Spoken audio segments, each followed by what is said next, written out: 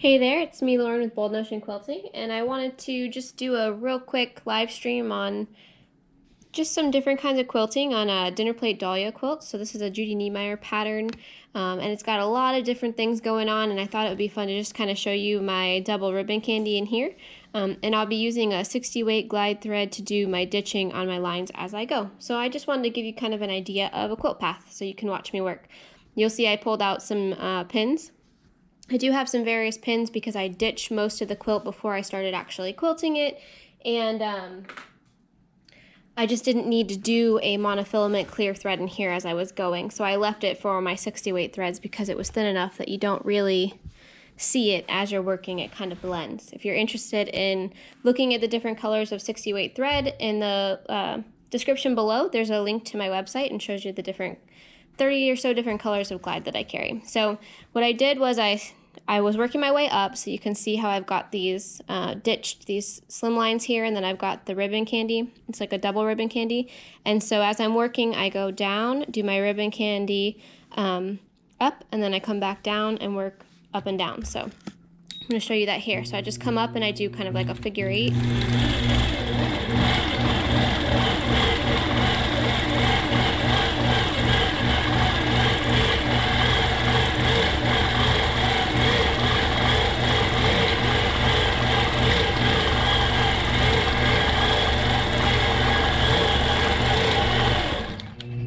Ribbon candy is really great because it can go from really skinny to very wide. So if you have kind of like rays or radiating lines, it can be a really good filler to use. You'll see as I get to the top here, I'm not going to just make it kind of blend into the top. I'm going to do a little curlicue, and then I'm going to follow it back down. Do my curl, come up, and then I follow on the inside. I just want to make sure you can hear me. That's why I keep stopping.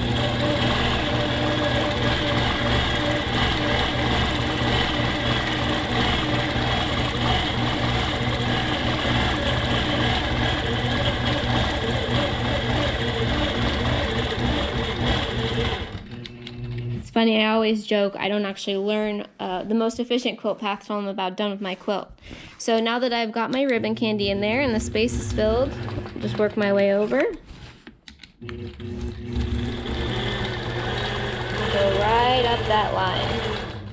And because I've quilted this down, this line right here, this seam, kind of pops up a little bit extra, so it's really easy for my needle to ride that line, and so it really gets in between in the ditch where it should be.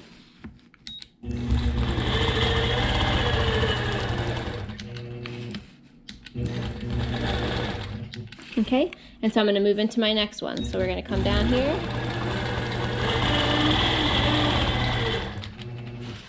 Sometimes you got to stop and move the ruler. I'm at the base, so then I'm going to start again with my ribbon candy.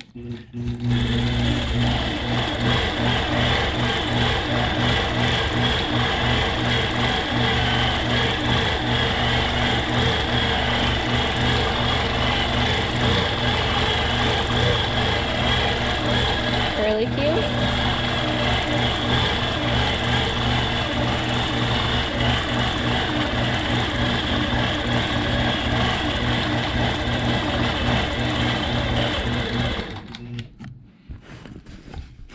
And then I have most control if I use my ruler, even though this is a curve. For the little bit of space that I'm following, it really helps for me to stay off of the black.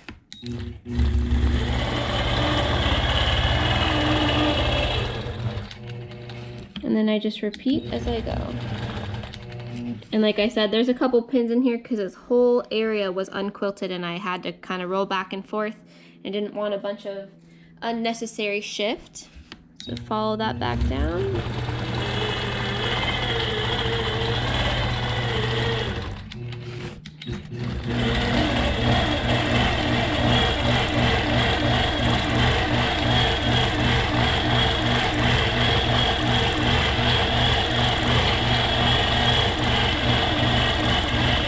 You just want to try to end in a place where you can kind of get that hook up as close to the top as you can get it.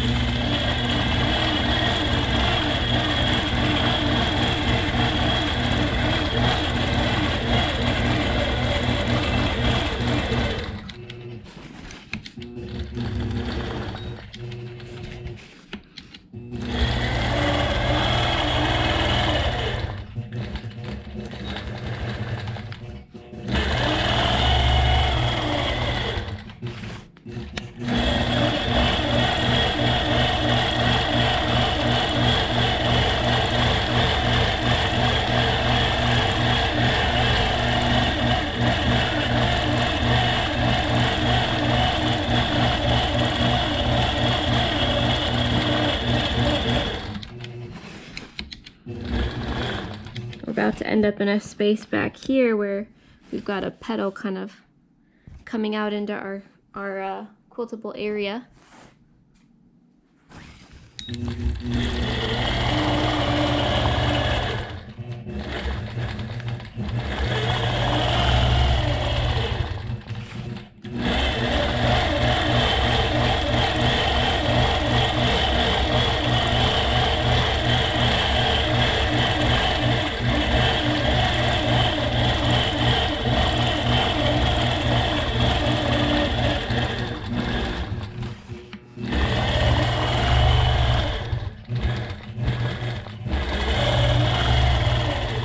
If you like the ruler with the handle, there's a link to that in the description as well.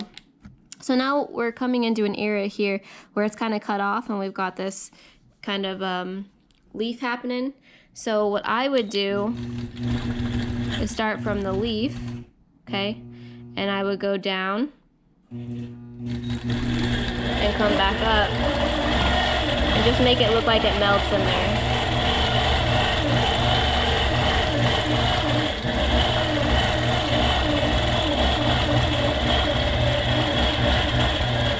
And then you'll have to use that side of the leaf a little bit to travel. And if it's just a little bit of traveling space, your straight ruler should do you just fine.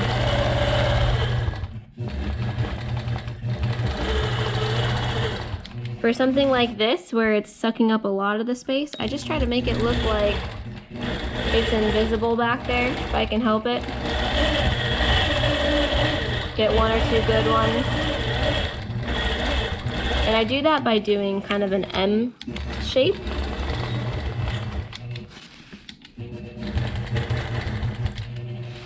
So it just kind of looks like it melts behind there. And once you get past the hard part, the rest of it's cake.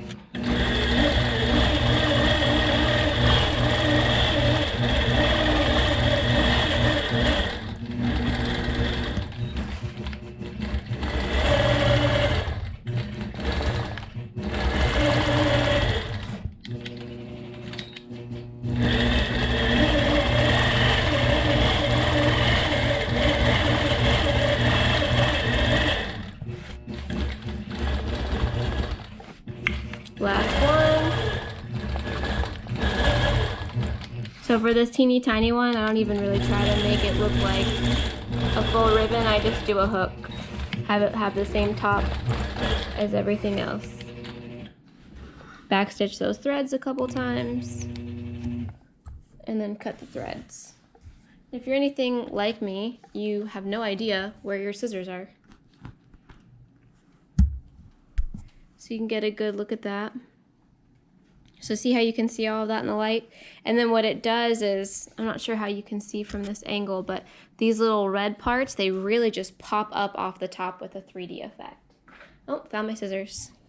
So I hope that little watch me work with the quilt path is helpful for anyone working on anything. If you have a hard time figuring out what your quilt path should be, try practicing with a plexiglass or something so you can see what would be the most efficient way to work yourself through the quilt so that it doesn't take you longer than it should take you. But by the end of any quilt, you'll figure out where you should have gone for your quilt path to begin with. So thanks for hanging out with me and quilting. Have a good day.